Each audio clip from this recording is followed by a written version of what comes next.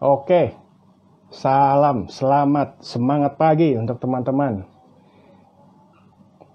Hari ini saya bersama dengan saya, Michael, dengan program Inspirasi Bareng Sahabat. Di program IG Live kita bersama, kita akan saling memberikan inspirasi. Harapan saya kepada teman-teman supaya selalu dalam keadaan sehat, meskipun dalam keadaan pandemi seperti ini. Oke. Semangat pagi Ibu Yuni, luar biasa. Oke, saya akan coba invite teman-teman dulu, khususnya bintang tamu kita adalah Pak. Oke, sambil menunggu beliau, kembali lagi, kita mendengar kabar baik bahwa PSBB akan dibuka untuk besok. Yang tadinya PSBB darurat, sekarang menjadi PSBB transisi yang mungkin kita akan dikendorkan, kita akan melakukan aktivitas agak sedikit lebih bisa berleluasa. Wah, sudah datang Pak Stefanusnya. Selamat pagi Pak Stefanus, selamat datang di program Inspirasi Bareng Sahabat. Semangat pagi Pak Michael, terima kasih. Yes, bagaimana kabarnya Pak Stefanus? Luar biasa, selalu baik. Puji Tuhan, alhamdulillah sehat-sehat. Oke, yes, puji Tuhan, alhamdulillah. Oke, Pak Stefanus, kita harapkan bahwa dengan program Inspirasi Bareng Sahabat ini, kita akan menjadi semakin terinspirasi. Tadi saya sudah jelaskan mengenai kondisi pandemi yang sudah akan mengalami lepas dari PSBB darurat menjadi PSBB transisi, yang kita harapkan semua akan melakukan aktivitas kembali dengan new normal. Nah, mudah-mudahan demikian. Oke, luar biasa.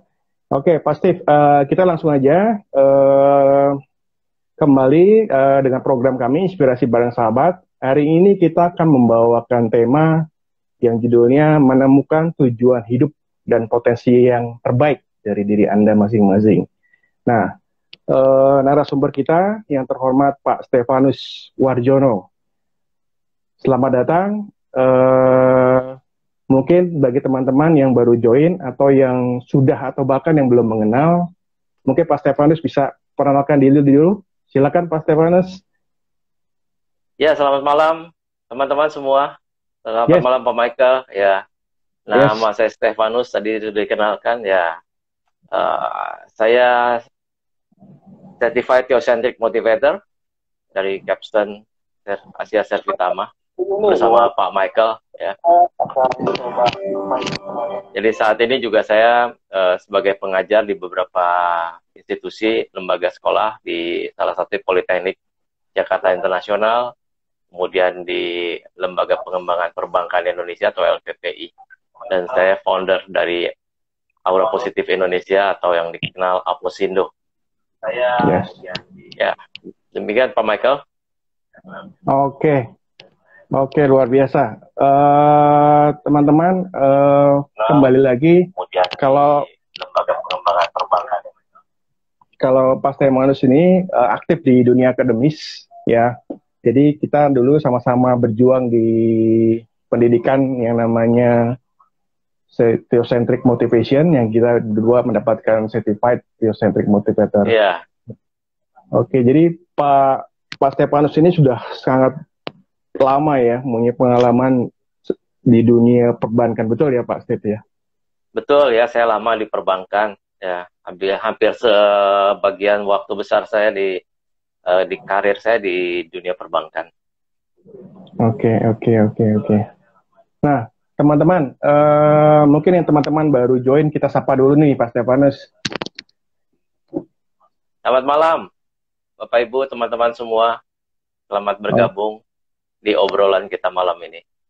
Oke, di sini ada, kita sapa dulu ya Pak Steve ya. Ada silakan. Ibu Lisawati, ada Ibu Joyce, ada Ibu Angel, ada Ibu Yuni. Wah, ini Ibu Yuni. Bu Yuni. Ada siapa nih? Nah, Nadia. Oke, udah cukup banyak sini Pak yang join. Oke, teman-teman, nanti dalam 1 jam ke depan kita akan membahas topik yang sangat menarik. Artinya topik yang sebenarnya fundamental bagi kehidupan kita masing-masing untuk menjalani kehidupan saat ini dan ke depan dengan menggali bahwa kita sebenarnya tujuan hidup kita apa dan potensi apa dari kita masing-masing itu apa. Nah, mungkin kita langsung aja ya Pak Stefanus ya. Ya, lanjut. Oke. Nah, Pak Stefanus, sebenarnya dari tujuan atau topik dalam yang kita bawakan pada malam hari ini, sebenarnya kita mungkin disadari atau tidak disadari bahwa kita tuh menjalani waktu demi waktu. Saat ini kita melakukan aktivitas, dan aktivitas tersebut bisa dikatakan sesuatu hal yang mungkin kita sadari bahwa itu adalah passion kita atau panggilan kita atau tujuan hidup kita.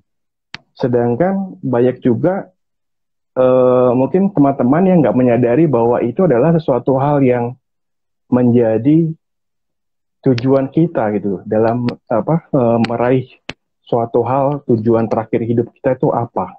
Nah, menurut Pak Stefanus, kita akan mengangkat topik ini dan kita akan menggali.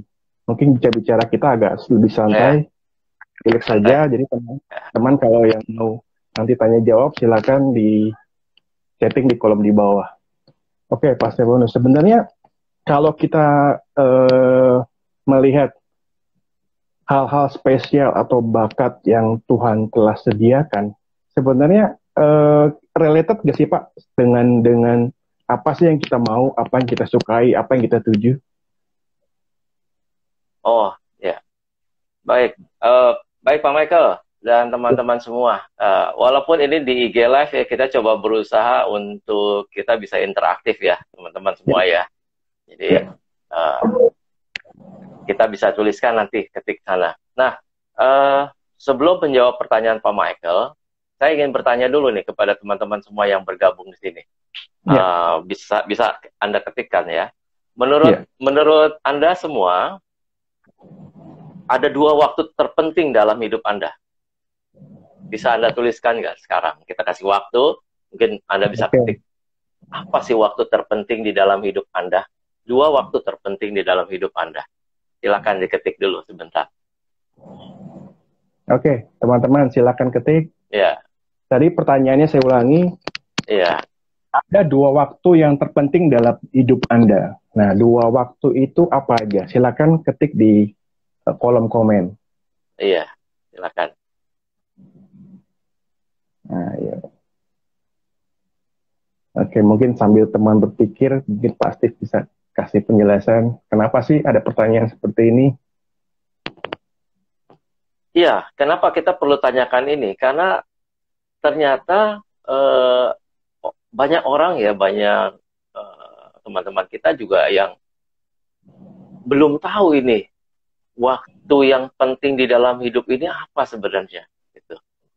Sehingga kalau kita korelasikan dengan tujuan hidup, ya, ini mereka sendiri belum tahu waktunya yang terpenting itu, kan? Oke. Ini ada yang ada Bapak Agus Wibowo. Terima kasih Pak Agus Wibowo. Ini dosen di Politeknik ini. Oh, oke. Ya, waktu bersama Tuhan dan waktu bersama keluarga, katanya itu ya, waktu yang terpenting. Wah, terima kasih. Pasti itu ya, itu adalah waktu yang terpenting bersama Tuhan dan waktu bersama keluarga. Yang lain silakan. Oke, ini ada Ibu Lisa, katanya kesehatan yang baik dan ada sukacita. Wah, kesehatan dan sukacita ya. Yes. Oke. Ya. Luar biasa. Teman-teman yang lain ada? Ya. Oke. Oke, baik ya. Sambil menunggu, barangkali ada hal-hal yang teman-teman yang menuliskan nanti yang berbeda. Ya. Tapi begini, Pak Michael dan teman-teman semua, ya. Waktu yang terbaik itu adalah pertama di dalam hidup kita. Waktu yang terpenting ya, kita bicara waktu yang terpenting di dalam hidup kita adalah pertama adalah hari ketika kita dilahirkan. Iya, pasti penting ya kan. Orang hidup diawali semua melalui dilahirkan. Kalau tanpa dilahirkan ya tidak ada kehidupan ini gitu kan. Jadi adalah waktu yang paling penting adalah ketika kita dilahirkan. Nah, waktu yang lain ini apa? Yang satu lagi yang saya katakan, sebutkan dua waktu yang terpenting. Pertama adalah waktu ketika dilahirkan. Waktu yang kedua yang terpenting adalah hari ketika kita menemukan tujuan kita pernah dilahirkan. Nah, itu yang paling penting. Ya. Nah, masalahnya banyak orang yang dilahirkan, tetapi seumur hidup mereka tidak tahu untuk apa mereka dilahirkan. Nah, ini yang harus kita cari, ya. Jadi ini adalah waktu yang paling penting adalah ketika kita menemukan lagi tujuan hidup kita, dilahirkan itu apa. Nah, kalau kita sudah bisa menemukan itu, nah baru tadi pertanyaan Pak Michael, apa sih pentingnya kita mengetahui tujuan kita hidup? Banyak dari kita, Pak, kalau ditanya apa sih tujuan hidup, itu dia bias dengan apa pertanyaan apa cita-cita Anda gitu. Ya, betul. Ya, jadi kalau ditanya apa tujuan hidup Anda, oh saya ingin jadi profesi apa, ya kan? Kalau anak kecil kalau kita tanya semua, waktu kecil kita ditanya barangkali sama jawaban kita ya. Pengen jadi apa kalau sudah besar? Pengen jadi dokter, ya. Pengen jadi insinyur. Atau kalau anak-anak sekarang itu mungkin agak berbeda dengan zaman saya dulu. Waktu kecil semua anak kalau ditanya mau cita-citanya mau jadi dokter. Tapi kalau betul. Sekarang anak-anak sekarang ditanya mau jadi apa? Mungkin mau jadi YouTuber gitu kan. Ya. Itu cita-cita ya. Itu ingin profesi. Tapi ketika kita tanya misalnya mengapa ingin jadi dokter? Ya mungkin banyak yang nggak tahu kenapa pengen jadi dokter. Nah, itu sebenarnya jadi dokter itu hanya salah satu alat, hanya salah satu cara untuk apa? Untuk kita menemukan tujuan hidup. Jadi lebih dalam dari itu, dari cita-cita tujuan hidup itu. Begitu Pak Michael. Oke, luar biasa. Ya, teman-teman, saya setuju banget dengan statement tadi Pak Stefanus bahwa dua hal ini adalah ketika Anda lahir dan ketika Anda menemukan tujuan hidup. Saya dalam beberapa kali training seringkali juga menanyakan hal ini Pak Steve kepada para peserta. Dan almost sebagian besar mereka berpikir dengan keras. Iya, apa ya tujuan hidup kita ya? Seringkali kita ilustrasikan dengan mungkin saya waktu itu saat pegang pulpen, saya tanya, pulpen ini yang menciptakan siapa sih? Jelas manusia. Dan tujuannya untuk apa? Untuk menulis. Jam oleh siapa? Manusia. Dan tujuannya apa? Untuk menentukan atau melihat waktu. Nah, kita sebagai manusia yang ciptakan siapa? Jelas Tuhan. Lalu tujuannya untuk apa diciptakan? Oh iya ya, untuk bekerja, untuk berkarya. Mungkin seperti kita memberikan motivasi, inspirasi. Apapun itu, kita pasti bisa menemukan hal itu sesuai dengan apa yang kita mau, apa yang kita sukai, apa yang kita benar-benar rasakan bahwa ini passion kita loh. Nah, hal tersebut sebagian besar yang saya jumpai, mereka kebanyakan belum menemukan hal itu. Nah, teman-teman, topik pada malam hari ini kita gali ya teman-teman, mungkin bisa saling memberikan tanggapan atau komen. Ayo kita temukan sejak sekarang, sehingga kita makin terarah dan makin menjadi seorang manusia yang maju. Setuju ya Pak Stefanus ya? Iya, sangat setuju sekali. Iya, betul Pak Michael ya. Dalam profesi saya, salah satu sebagai konselor, seringkali saya melakukan konseling kepada beberapa orang ya. Pertanyaan saya adalah pertanyaan dasar yang biasa ditanyakan oleh para konselor. Apakah hidup Anda bahagia? Nah, ya. Sekarang saya tanyakan kepada teman-teman yang sedang bergabung nih, ya kan? Ya. Coba tuliskan. Apakah pertanyaan saya, apakah hidup Anda saat ini bahagia? Wah. Ya, silakan tuliskan. Wah, ini Saya pertanyaan. yakin yang di sini semua bahagia ini ya. Yes, harus bahagia. Iya. Oke, bahagia semua pasti. Semua Saking bahagia tidak. semua. Baik.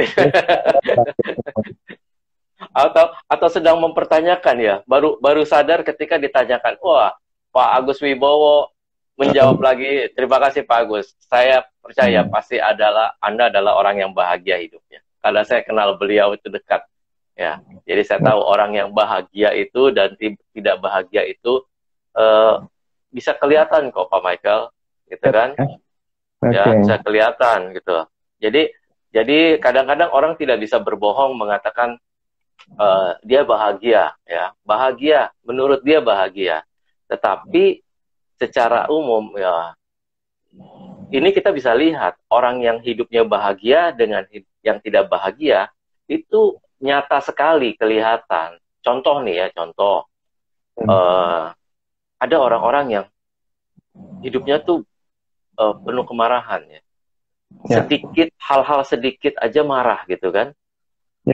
Kalau saya tanya dia, hidup Anda bahagia nggak? Saya bahagia.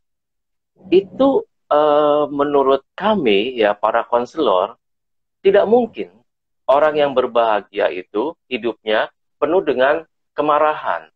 Apalagi ketika misalnya dia menghadapi masalah dengan orang lain, itu marahnya itu seperti tidak terkontrol, tidak terkendali. Dari situ orang bisa menilai bahwa ada sesuatu di balik hidup dia itu yang membuat dia demikian. Itu adalah ketidakbahagiaan. Jadi sangat tidak relate ya bahwa orang yang mengatakan hidupnya bahagia, tetapi cara-cara dia hidup itu tidak menunjukkan dia orang yang bahagia. Ya, di sini mudah-mudahan teman-teman semua hidup bahagia dan sungguh-sungguh melaksanakan dan menjalani kehidupan adalah kehidupan orang yang berbahagia. Orang yang berbahagia salah satunya adalah mampu mengendalikan diri. Ya, orang marah adalah manusiawi, tetapi kalau dia tidak mampu mengendalikan amarah, itu ada sesuatu yang membuat dia demikian. Itu adalah bentuk-bentuk ketidakbahagiaan. Ketidakbahagiaan itu macam-macam, gitu kan. Nah, jadi tadi saya ulang bahwa dari konseling tadi ya, banyak orang-orang yang saya konsul itu tadi hidupnya ternyata tidak bahagia. Tidak bahagia. Ya, tidak bahagia ternyata bukan karena materi. Jadi banyak orang-orang yang secara materi sangat berkecukupan, berkelimpahan, tetapi demikian hidupnya, gitu kan? Tidak mencerminkan dia seorang yang bahagia, gitu kan? Misalnya kasar dengan pasangan, ya, dengan anak, ya, itu bentuk-bentuk ketidakbahagiaan. Dia bisa memenuhi semua kebutuhan hidup istrinya atau anak-anaknya, gitu kan?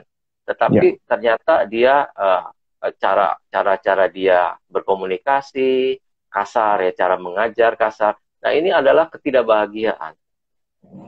Nah, jadi sekali lagi bahagia itu ukurannya bukan masalah finansial atau material, gitu kan?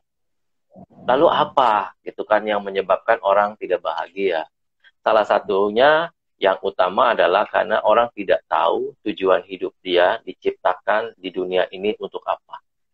Itu yang membuat orang tidak bahagia. Nah, ya. Wah, ini berat banget ya. Artinya kebahagiaan itu kan sebenarnya berasal dari dalam, joyful, sukacita.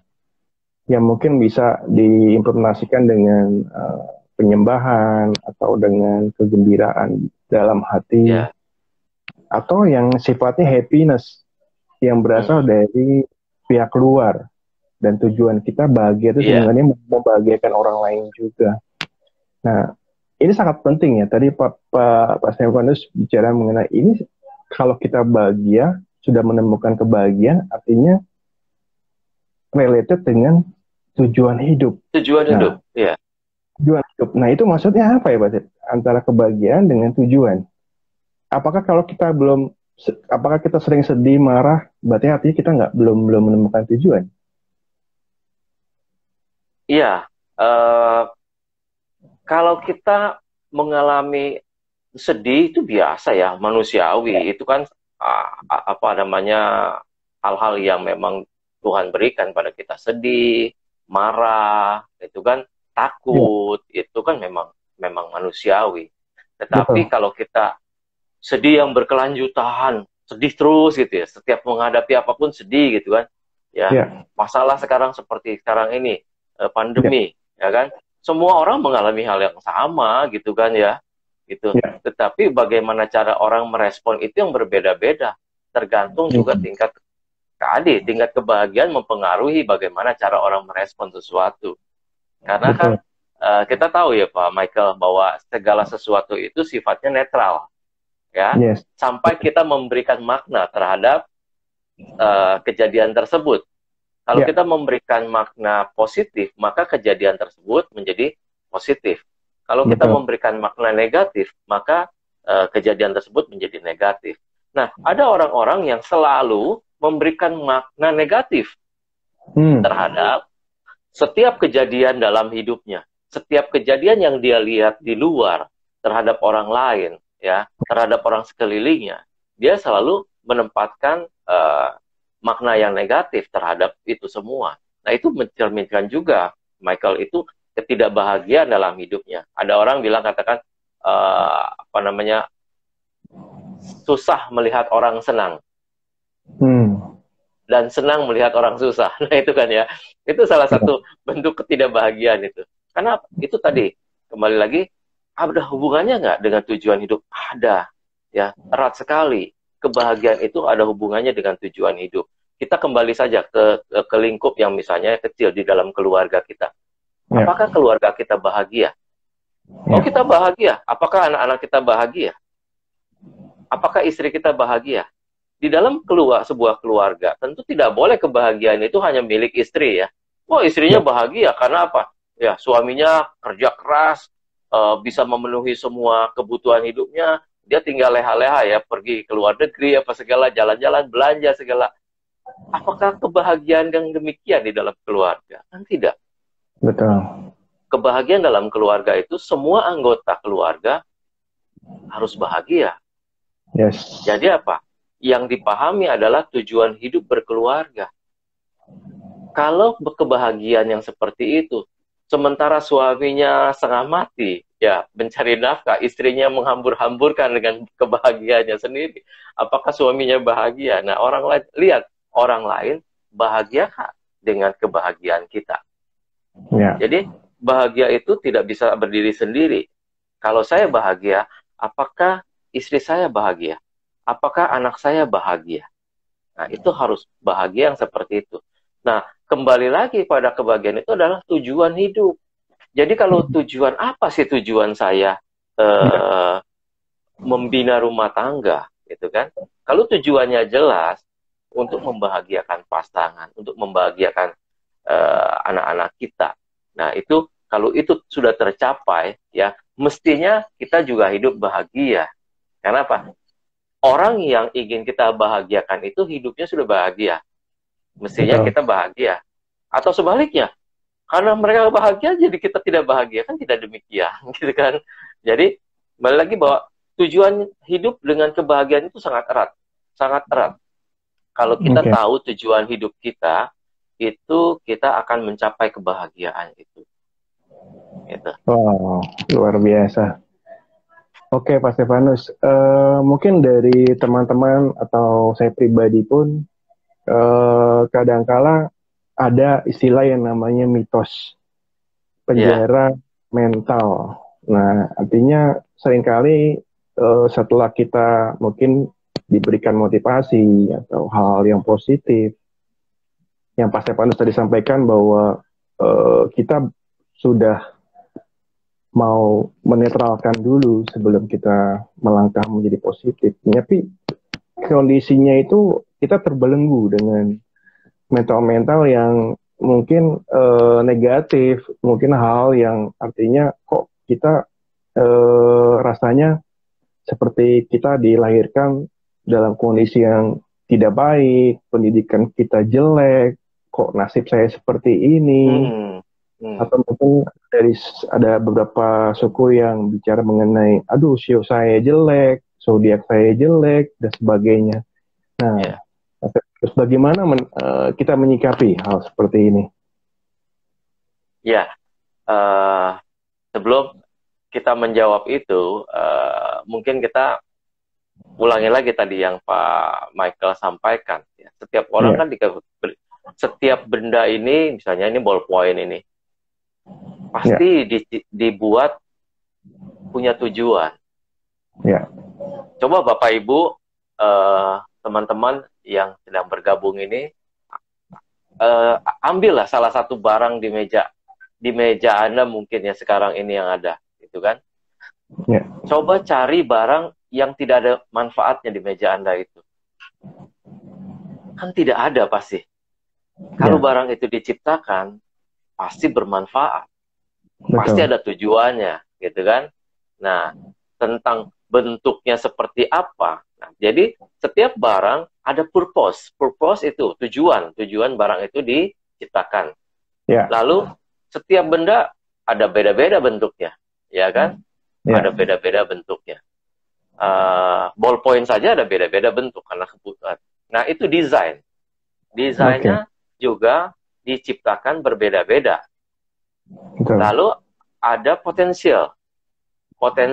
potensinya juga berbeda-beda. Nah, Ya, kalau kita gambarkan misalnya kendaraan ya, Michael ya, kendaraan ya, itu ada kendaraan pickup ya, pickup ya, itu untuk mengangkut barang kan. Nah, kemudian ada kendaraan keluarga misalnya seperti mobil sedan atau mobil kijang gitu kan ya, Innova ya. Terus ya, ada juga mobil balap, ada mobil yang bis ya besar atau mobil truk besar. Nah, ini kan ya, bentuknya saja beda-beda. Karena apa? Tujuannya pasti berbeda diciptakan. Kalau mobil pickup memang untuk mengangkut barang, dia tidak ada kursi penumpang ya. betul. Sebaliknya ada mobil untuk keluarga itu ada mobil penumpang, ada kursi penumpang. Lalu Betul. kalau mobil balap itu hanya satu orang misalnya. Nah, Ya, dengan potensi yang berbeda-beda. CC-nya misalnya dari segi CC, ya mobil pickup itu hanya sekitar 1.500 sampai 2.000 cc, ya kan? ya, Ya, mobil keluarga juga 1.500 sampai 2.000 cc. Tapi ya, mobil balap itu bisa 5.000 cc, 6.000 cc. Kenapa? Tujuannya diciptakannya berbeda-beda. betul. Nah, kalau setiap barang saja punya tujuan yang berbeda-beda, pasti kita manusia. Tuhan ciptakan juga punya tujuan yang berbeda-beda. Ya, Sesuai juga dengan desain kita. Desain kita berbeda-beda, ya kan? Jelas misalnya gender, laki-laki dengan perempuan, itu desainnya berbeda. Karena apa? Tujuan penciptaannya juga berbeda. Jelas betul. itu, ya kan? Uh, Perempuan itu diciptakan dengan desain yang untuk bisa melahirkan, gitu kan? Nah, Ya, laki-laki tidak bisa, gitu kan? Jadi tujuan jelas, ada beda desain saja itu karena tujuannya berbeda. Lalu apa? Potensi tadi. Potensi masing-masing diciptakan dengan potensi yang berbeda-beda. Udah pasti. Saya misalnya, saya tidak pandai dalam matematika. ya, Ya. Sebaliknya, teman saya itu pandai sekali dalam matematika. Lalu apakah saya bilang, oh saya Tuhan tidak memberikan potensi terbaiknya? Tidak, ya kan? Karena apa? Tuhan ciptakan saya bukan untuk jadi ahli matematika. ya, Saya tidak pandai matematika. Tuhan ciptakan saya dengan tujuan yang berbeda. Sehingga saya dikasihkan potensi yang berbeda. Desain betul. yang berbeda. Nah, masalahnya tadi Pak Michael. Tadi pertanyaannya, banyak orang yang terpenjara ini dengan mitos tadi. Mitos. Kenapa tidak menyadari potensi yang Tuhan berikan? Jadi selalu membatasi diri dengan mitos. Misalnya tadi Pak Michael sebutkan masalah keturunan, ya. Ya, saya tidak bisa melakukan itu, Pak. Karena apa? Orang tua saya bukan orang kaya, gitu kan? Saya pasti nggak bisa melakukan itu. Beda dengan dia. Kalau dia kan orang tuanya anak orang kaya, dia mau lakukan apa saja bisa, gitu kan. Nah, coba kita contoh. Salah satunya yang biasa saya jadikan contoh itu karena saya kagum dengan beliau adalah Mr. Honda, ya, Mr. Honda. Itu Soichiro Honda. Itu beliau adalah orang keluarga dari keluarga miskin. Ya. Dia juga awalnya berawal dari bengkel sepeda di garasinya dia sampai dia bisa menciptakan sebuah alat yang kemudian dia tawarkan dulu kepada pabrik Toyota, tapi ditolak. Akhirnya dia bikin sendiri sampai dia menciptakan sebuah sepeda motor Honda. Demikian terkenalnya sepeda motor Honda dibandingkan dengan yang lain-lain. Sampai dulu kalau waktu kecil, ya, zaman saya kecil, kalau ditanya naik apa ke sini, naik Honda, nggak dibilang naik motor. Ya kan? Karena Honda itu satu-satunya itu kendaraan motor merek Honda. Jadi naik Honda.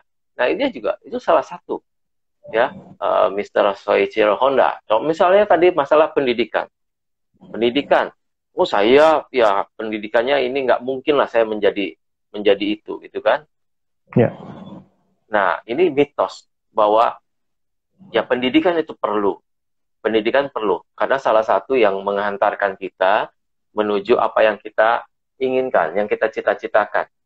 Tapi belum tentu pendidikan itu mengantar kita kepada tujuan hidup kita. Kadang-kadang ada yang orang pendidikan daripada nggak sekolah, asal sekolah aja.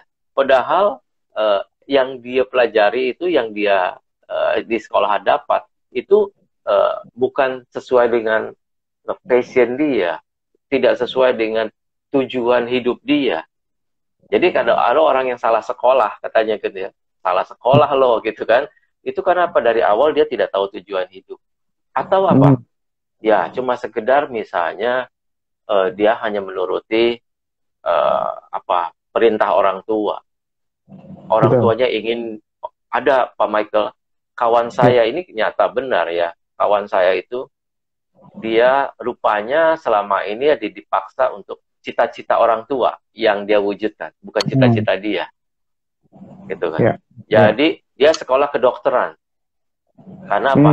Orang tuanya ingin dia jadi dokter, padahal dia tidak, itu bukan tujuan hidup dia, ya. Lalu setelah dia kuliah jadi dokter, nah dia datang ke orang tuanya, dia kasih ijazahnya, nih papa mama, ya, aku sudah jadi dokter. Ini ijazahnya. Nah, sekarang aku ingin jadi seniman. Ini ijazah buat papa mama. Dia hanya untuk menyenangkan orang tuanya. Jadi panggilan hidupnya, callingnya, tujuan hidupnya sebenarnya bukan jadi dokter, tetapi menjadi seorang seniman. Dia suka melukis memang, gitu kan. Tapi kan orang tuanya bilang, kalau kamu jadi pelukis, mau makan apa nanti? Nah, ini kan masalah ukurannya finansial. Jadi seringkali juga ini pendidikan apa segala itu juga perlu ya dukungan dari keluarga untuk kita menemukan tujuan hidup kita. Ya lain-lain misalnya gender juga dia merasa banyak dibatasi oleh gender, gitu kan? Padahal sekarang ini coba kita lihat, hampir semua profesi itu tidak mengenal gender. Hampir semua profesi tidak mengenal gender. Profesi apapun ada laki-laki, ada perempuan. Ya, malah sekarang ini kita lihat kemarin contoh yang beredar di WhatsApp ya, banyak negara-negara banyak yang pemimpin negaranya itu wanita sekarang. Banyak ya wanita-wanita itu menjadi pemimpin negara, jadi presiden, jadi perdana menteri, dan itu negara-negara maju lagi. Gitu. Jadi tidak ada tuh dibatasi lagi dengan gender. Ya. Perempuan juga bisa melakukan yang pria lakukan. sama seperti laki-laki juga banyak yang ahli ya mengerjakannya, pekerjaan perempuan. Ya. Itu jadi gender juga jangan sampai itu jadi penghambat ya, penghalang bahwa kita dibatasi oleh gender itu tadi. Contoh lain misalnya ada tadi yang tertentu ada yang percaya sekali dengan sio atau zodiak ya.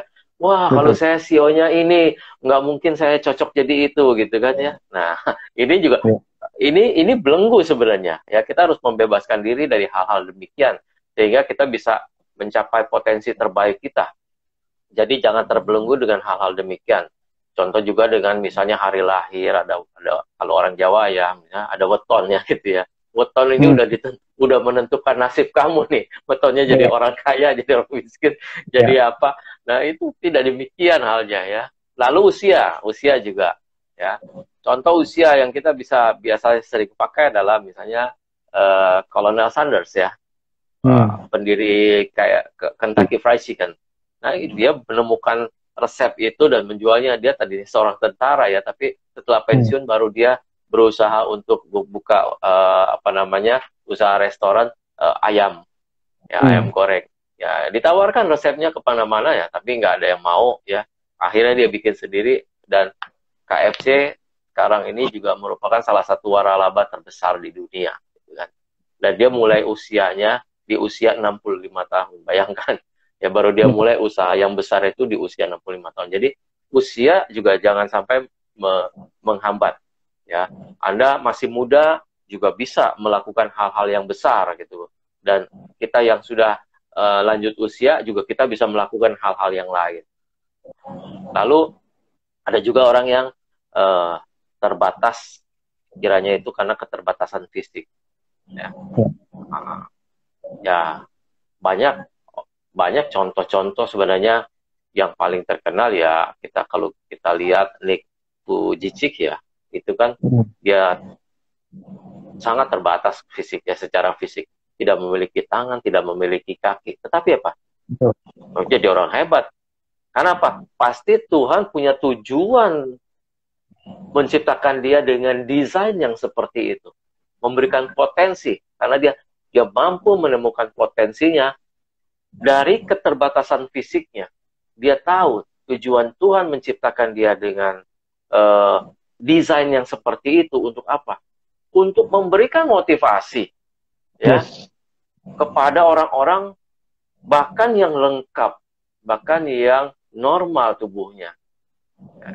Tapi banyak orang yang tubuhnya normal tetapi ternyata secara mental cacat, gitu kan? Nah, ini. Nah, jadi kembali lagi tadi, kalau kita tahu kita pasti diciptakan Tuhan dengan tujuan tertentu, dengan desain tertentu, pasti Tuhan kasih potensi kita. Apapun itu, kita temukan potensi terbaik kita itu. Kenapa? Kalau sampai banyak orang-orang yang tidak memahami tujuan dia diciptakan, akhirnya apa? Sama Pak Michael ya, misalnya kita bawa handphone. Handphone, kita tahu di sini handphone itu untuk apa? Ya, untuk berkomunikasi. Karena kita tahu tujuan handphone itu diciptakan untuk apa. Coba sekarang kita bawa handphone itu ke daerah pedalaman. Ya, yang mana mereka mungkin tidak pernah melihat handphone itu apa segala macam. Kalau kita kasih mereka, apakah mereka bermanfaat buat mereka? Tidak. Kenapa? Mereka tidak tahu tujuan handphone itu untuk apa. Nah, demikian juga mereka akan menyalahgunakan buat apa? Buat lempar anak ayam malah ya, kadang-kadang, atau buat ganjal apa gitu kan? Itu karena apa? Karena dia tidak tahu tujuan hidup. Jadi sekali lagi bahwa kalau kita tidak tahu tujuan kita diciptakan, kita bisa menyalahgunakan hidup kita. Ya, itulah mengapa banyak orang yang terperosok ke dalam hidup yang salah, misalnya narkoba, ya kan? Kenapa? Dia tidak tahu untuk apa dia diciptakan sehingga dia harus berbuat kejahatan, apa lain-lain gitu kan? Itu karena apa? Salah satunya tidak mengerti tujuan dia diciptakan itu untuk apa. Tuhan nggak pasti Tuhan tidak menciptakan orang untuk melakukan kejahatan. Itu saja yang kita harus yakini. Tuhan pasti menciptakan setiap manusia yang pernah lahir di bumi ini dengan tujuan yang mulia. Yes. Wow, Ya, luar biasa. Oke, Pak Stefanus, waktu kita tinggal 15 menit, cepat banget ya, nggak berasa. Iya. Oke. Silakan kalau ada pertanyaan atau Pak Michael mungkin masih bisa mendalami yang lain. Oke, kita sapa. Ini ada Pak Aigi di Sunusmo, contoh yang keren. Oh, Mas Egi, Mas Egi ini mentor saya nih, Coach Egi.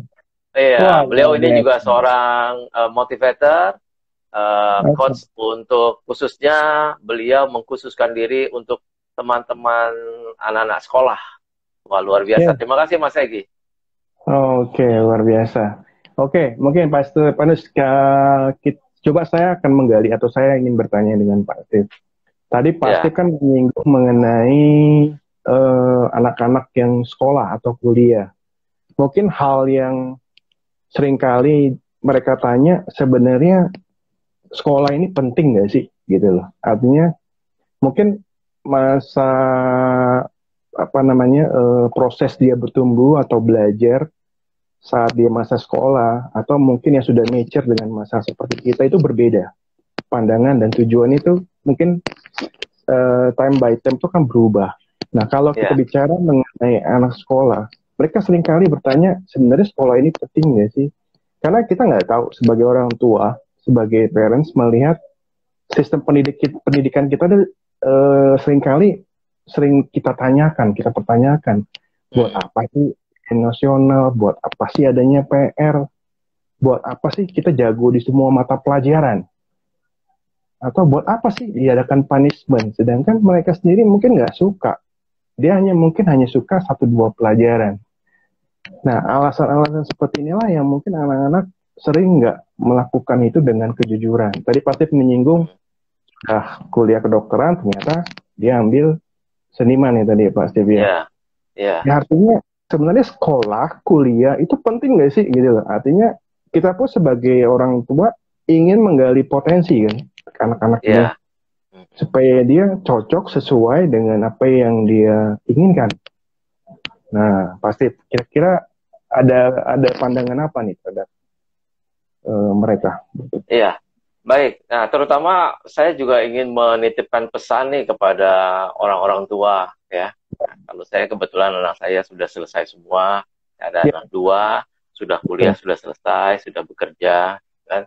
Nah, ini untuk teman-teman barangkali yang anaknya masih dalam sekolah di SMP, SMA ya. Nah, ini banyak sekali orang tua yang memaksakan keinginannya untuk dilaksanakan oleh anak. Inilah yang tadi pertanyaan Pak Michael, anak itu tidak tahu sekolah itu penting apa enggak. Betul. Gitu kan? Ya, kalau pertanyaannya itu sebenarnya sekolah pasti penting. Setiap orang harus sekolah. Tetapi tadi sekolahnya harus benar-benar yang sesuai dengan apa yang dia inginkan. Nah, dia harus temukan dulu itu tujuan. Karena banyak anak-anak yang sampai lulus SMA, ketika ditanyakan, kamu pengen sekolah apa? Betul. Itu banyak loh yang nggak bisa jawab. Yeah. Dia bilang, aku sih ingin sekolahnya ini, tetapi orang tuaku nggak setuju. Banyak yang saya temukan. Kemarin juga saya waktu penerimaan mahasiswa baru ya, itu juga kita ada bertemu dengan mahasiswa-mahasiswa baru, itu sampai mau daftar kuliah, itu dia masih bingung apakah saya benar nggak sih ngambil jurusan ini gitu. Betul. Ya, itu artinya apa? Artinya dia sampai saat itu dia tidak tahu tujuan hidup dia. Untuk apa? Ya. Apakah orang tua juga, apakah sudah mengarahkan anaknya? Nah, ini yang paling penting untuk orang tua. Jangan memaksakan cita-cita kita. Karena dulu kita nggak bisa jadi dokter, anak kita harus jadi dokter. Karena kita nggak tercapai cita-cita kita menjadi seorang insinyur, anak kita harus jadi insinyur. Tidak demikian, ya kan? Anak punya tujuan hidup sendiri Tuhan ciptakan. Makanya dia kasih, Tuhan berikan potensi sendiri, ya. Jadi anak tidak kan gini, masih ada orang tua yang selalu ngotot ingin anaknya itu ambil jurusannya IPA. Karena kalau IPA tuh kayaknya keren gitu kan, kelihatan pinternya gitu. Ya. Padahal dia nggak perlu untuk mencapai cita-citanya itu, dia nggak perlu belajar mati-matian untuk menghafal rumus-rumus fisika, rumus kimia, ya, matematika. Akhirnya dia stres sendiri kan. Ya. Padahal dia ingin menjadi siapa? Untuk menjadi seorang sosiolog misalnya, menjadi psikolog yang tidak perlu belajarin fisika. Jadi ini yang harus, ya, pendidikan itu penting, tetapi alangkah baiknya kalau kita tahu apa tujuan hidup kita sehingga kita bisa mengambil jurusan pendidikan itu yang tepat untuk mendukung kita. Oke.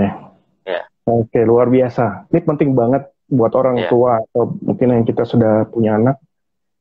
Cara kita mendidik, yang tadi Pak Stef bilang, bahwa jangan memaksakan kehendak, tapi kita buka apa sih sebenarnya apa yang dia sukai, gali terus. Mungkin Pak Stef lebih ahli dalam arti dalam dunia pendidikan ini yang mungkin terbatas dalam suatu sistem yang kurikulumnya terlalu kaku sehingga anak terlalu boring dengan pelajaran yang terlalu banyak dan sampai banyaknya kita bingung sendiri.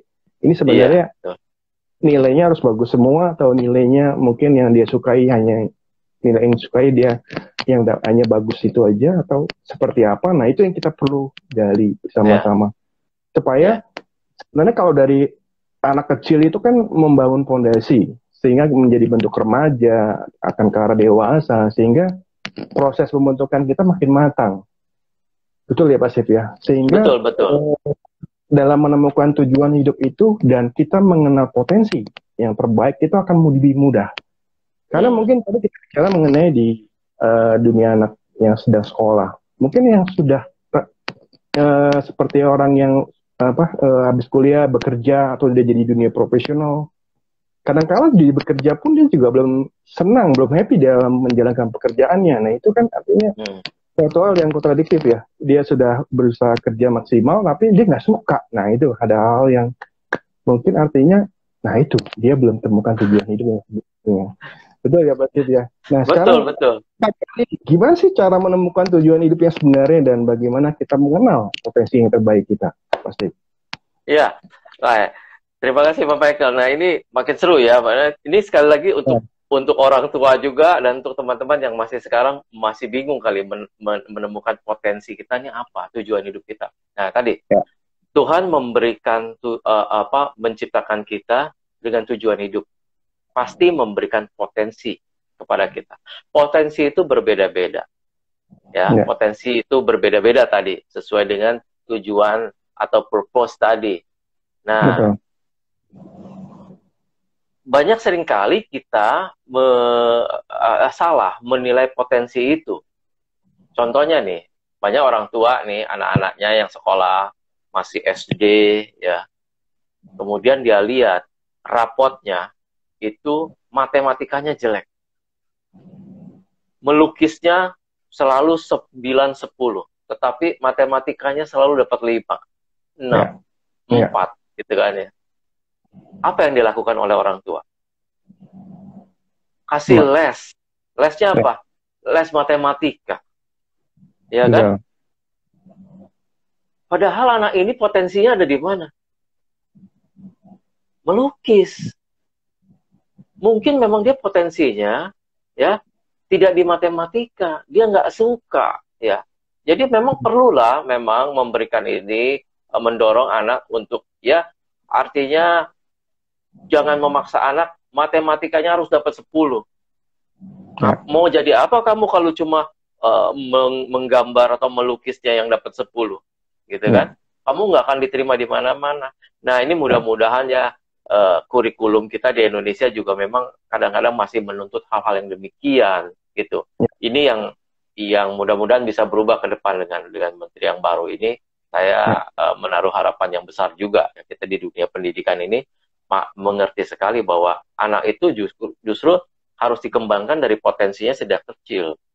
Betul. Kalau misalnya anak-anak Anda ya dia nilainya bagusnya di melukis atau di seni musik misalnya, ya justru kita harus memberikan les tambahan itu di bidang itu, bidang yang dia sudah unggul. Ya, supaya apa? Supaya potensi itu terasah benar, sehingga itu bisa dengan potensi terbaik itu bisa berkembang maksimal. Bukan justru kita menutup potensi tersebut, malah yang di potensi yang lainnya kita paksa untuk supaya naik. Matematika dia harus belajar sampai dia stres, gitu kan? Iya, betul. Sementara justru yang dia senangi, mata pelajaran yang disenangi, misalnya seni musik, apa yang dia suka misalnya? Dia suka main piano, belajar piano. Dia suka olah vokal, les olah vokal, sehingga apa? Dia bisa menjadi ahli nanti. Jadi salah satu menemukan potensi itu, Pak Michael. Ya. Apa sih yang kita itu merasa ahli? Ya kan? Di bidang apa kita merasa ahli dan merasa bisa mengajarkan keahlian itu kepada orang lain. Itu potensi kita itu. Itu artinya kita sudah mengenal, oh aku pandai di sini. Aku punya potensi di sini. Makanya aku bisa kembangkan. Itu menjadi potensi terbaik. Itu. Jadi jangan yang kita sendiri kalau belajar itu setengah mati. Ya. Jadi lihat, untuk mengerti potensi terbaik kita, lihat hal-hal apa saja yang kita tuh membuat kita bersemangat ketika kita belajar itu. Ketika kita membicarakan hal itu, kita membuat kita bersemangat, kita meningkatkan energi kita. Gitu. Sama seperti kita, Pak Michael ya. Kita kalau diminta mengajar itu kan energi kita malah meningkat ya. Karena kita tahu bahwa mengajar ini adalah potensi terbaik kita. Sehingga kita membuat materi sampai tengah malam, sampai berhari-hari pun untuk menyiapkan hal seperti ini, gitu kan ya. Itu kita senang melakukannya. Kenapa? Itulah tujuan hidup kita, kan? Wow, luar biasa. Waduh, waktu kita tinggal menit-menit terakhir ini, Pak Stefanus. Mungkin Pak Stefanus bisa rangkum, bungkus dengan penutup apa yang akan dikasih tip atau kalimat penutup untuk teman-teman kita semua nih. Ya, baik.